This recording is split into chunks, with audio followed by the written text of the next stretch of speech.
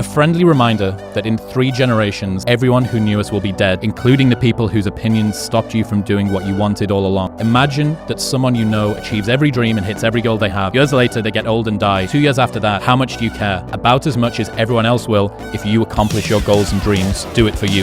So I think about death all the time. It doesn't matter whether I achieve all of my goals or I don't achieve all of the goals. In 3 generations, I'll be forgotten, and the only people who were naysaying against me will also be dead. Just do it for me. The job, and every day you go there and you're like, I mean, it's okay. And the idea of just living an okay life just sounds so terrifying to me. I just can't quit my job. And you're like, why? Like, no, physically, why? Like, why can't you quit your job? Like, you know what I mean? They start hyperventilating. It's like, could you move in with your parents? Could you move in with a friend? Could you split rent? I mean, I could, but I mean, other people who are going to die in 100 years would think what? And one of my favorite ones is like whenever we're getting to some sort of like mini complaint, it's like, you know, if you zoom out far enough, you can't see the earth. So we're talking about like, oh man, they're going to mess up this order on this vendor's development. I was like, you know, if you zoom out far enough, you can't see the earth. It's just like, it just puts everything immediately into perspective of how ridiculous some of the things that we're concerned about are. I started thinking like every day, I was like, I hope I don't wake up.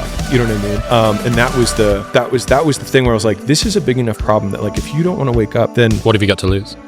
Exactly. And that was it. And it was like, I have nothing to lose. If everybody who's like at the bottom and feels like they have nothing going for them, reframe that as I have nothing going for me, which also means that I have nothing to lose by taking action, it makes you a much more dangerous person. And I think that was the flip that I've had repeatedly shown to me in my life that allowed me to take the step that I was afraid to take. The heaviest things in life aren't iron and gold, but unmade decisions. The reason you are stressed is that you have decisions to make and you're not making them. Good quote.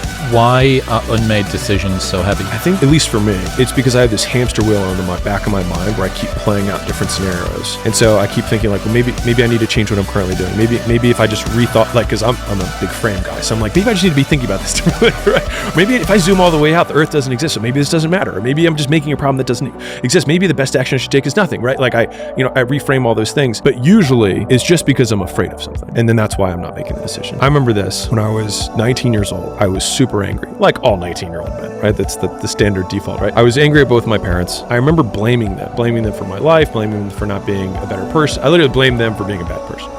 And I remember realizing that when I blamed them, that I gave them control over my life. And then the idea that the people that I hated the most at the time were the ones who actually were controlling me was the thing that most sickened me to then actually flip my narrative to actually taking control. Like that was the one thought process. Like my mother, I'm giving her control over my romantic relationship. Like my mother controls this? Fuck that. It's like, no. And so like just the idea that somebody who I was disgusted by at the time had that much power is what gave me the power to start taking action. You're not afraid of failing.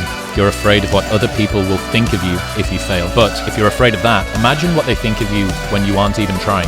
Oh yeah, they aren't.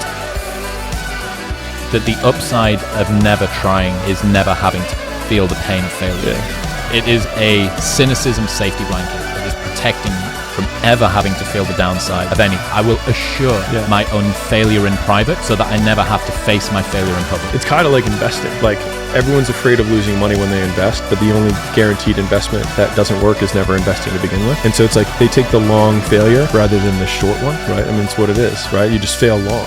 You're gonna die. One of my biggest inspirations or whatever, influences when I was in Baltimore was I would have lunch with my grandfather 3 times a week. He was 90, old guy. So I would go to the nursing home and we'd have lunch 3 days a week. And listening to him talk about the regrets that he had in life, it's so much more painful to watch someone who has no options left. Seeing someone old with no options and nothing but regret. Now, not that he had everything to regret. He had things that he did really well, and I took those things from him. He would repeat the same lessons. Like every lunch, this would be where a lot of older people kind of repeat a few key lessons. And he always used to say, he's like, you have 2 hands and 1 brain. He's like, use them.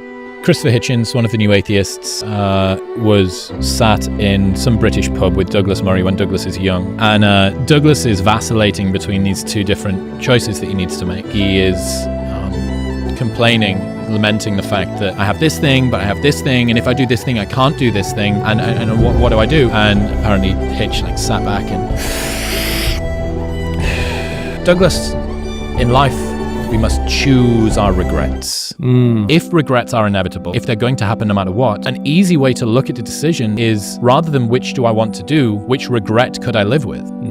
Jordan Peterson talks about a study where they starve a rat and they put it into a tube. They waft the smell of cheese in from the front, and there's a spring attached to the rat's tail so they can work out how hard it's pulling. How hard it's pulling is a proxy for desire, for how much it wants it. You'd think this rat is starving, it's going to pull as hard as it can. They do another iteration of the study. This time they waft the smell of cheese in from the front and the smell of a cat in from behind. Yeah. It pulls harder. Yeah. Why? Because not only in life do you want to run towards something you want, but you want to run away from something that you fear. And this ties into the three most common traits of very successful people: superiority complex, massive crippling insufficiency, and impulse control. Superiority complex: I can achieve this thing, that's the cheese. Crippling sense of insufficiency: I fear the cat. Impulse control: I'm in a tube. There is only one direction that I can go. I don't need to make a choice.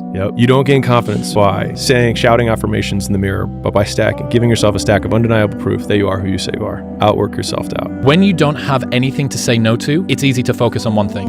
As success begins to get you more opportunities, your ability to say no becomes increasingly important. And that's something that I'm feeling now. Heroes and villains always have the same backstory: pain. The difference is what they choose to do about it. Villain says, the world hurt me, I'll hurt it back. The hero says, the world hurt me, I'm not going to let it hurt anybody else. Heroes use pain. Villains are used by it. Success is the only revenge. As you expand, they shrink into irrelevance. As you get louder, no one can hear them. You don't beat them, you cast a shadow so big no one can see them to begin with. When people copy, they copy the wrong stuff because they don't know why it worked to begin with. And when it breaks, they don't know how to fix it because they didn't build it. So don't sweat it. Copycats will always be behind. I was 15 years old and I'm walking through the hallway, and this teacher is like an admin of some kind, walks out of his office and he's like, "Son, you work out?" And I was like, "No." He's like, "Why not?" I was like, "I don't know how." He's like, "I'll show you." He's like, "You got the genes." That teacher, Mr. Gibbons, ended up working out with me every day in high school and showed me how to work out. During our workout sessions would be like, I was like, "Man, I'm going to come back at our 10-year reunion." And I was like, "I'm going to show him." I was like, "He's going to be working for me." Like, blah, blah, blah, blah, right? And he's like, "No, he's not." And I was like, "What do you mean?" I was like, "Let me just have my moment." Right?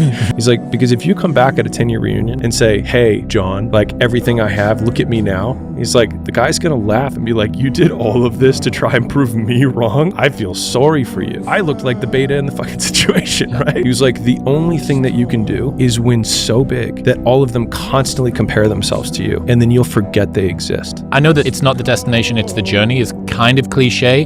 And I think this is slightly subtly different, which is that it's actually about setting the destination. Without the destination, you wouldn't do the journey.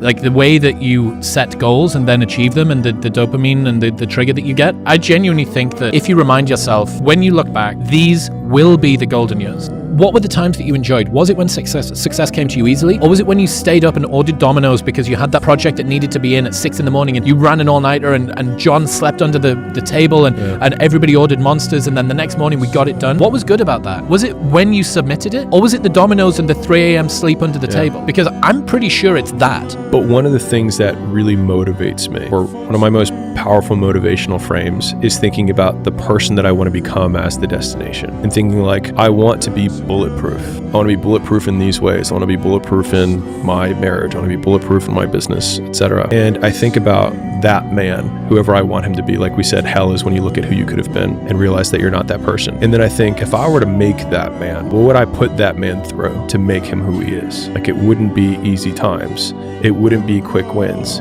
It wouldn't even be easy wins. I was talking about presence and the importance of presence, and you could use it as a proxy for gratitude. And he said that really what you're aiming to do is find small moments in the day when you just open up and realize what's happening.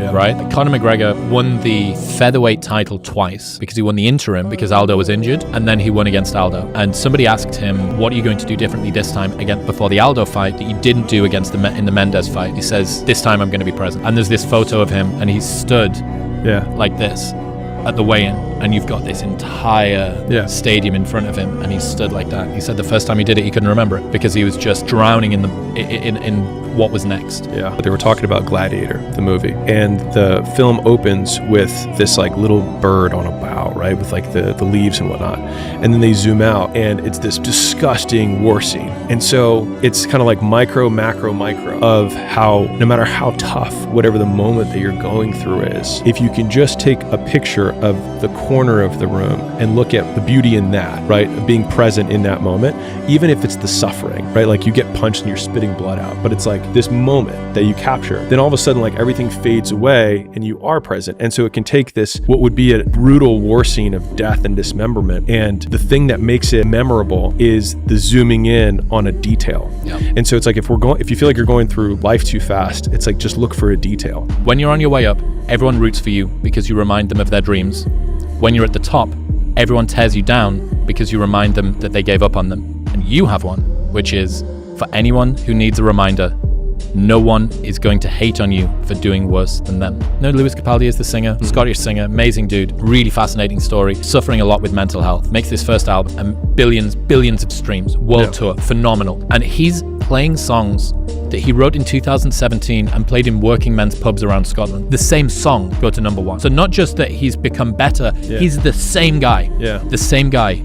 Maybe his production's improved, maybe his recording quality's improved, he's got better mastering and his voice coaching's got a bit better, but he's largely the same person. He hasn't changed. And he has this quote halfway through and it really spoke to me, and he said, fame doesn't change you, it just changes everybody around you.